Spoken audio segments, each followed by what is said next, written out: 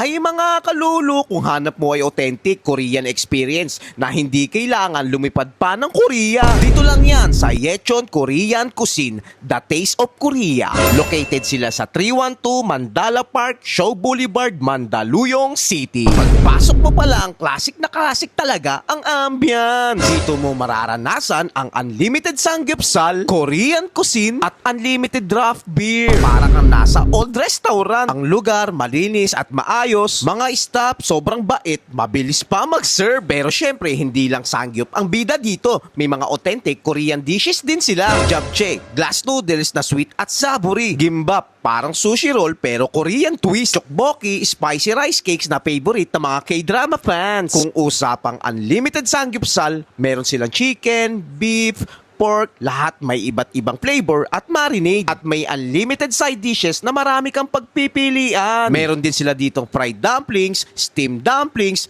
fried chicken with different flavors from sweet soy to spicy Korean glaze. Meron ding bibimbap, colorful rice bowl with veggies and beef, kimchi fried rice with egg, talagang masarap. At braised beef short ribs, super tender, lasang-lasa ang Korean marinade. At kung gusto mo nang mag-enjoy pa ng Korean style inuman, meron silang rice wine, soju at iba't ibang klase ng whiskey. Ang malupit pa dito, may pa unlimited beer din sila. As low as 555 pesos, may unlimited samgyeopsal ka na. May papiano pa nga sila dito kung marunong ka magpiano. At kung may big event kagaya ng birthday, barkada, celebration o reunion, pwede ka dito kasi may VIP area sila. Open sila dito 10 a.m. to 10 p.m. daily. Tawagin mo na ang tropa, barkada at pamilya mo. Kaya kung gusto mo ng classic Korean ambience, authentic food at sulit na samgyeopsal experience, punta ka na sa Yechon Korean Cuisine.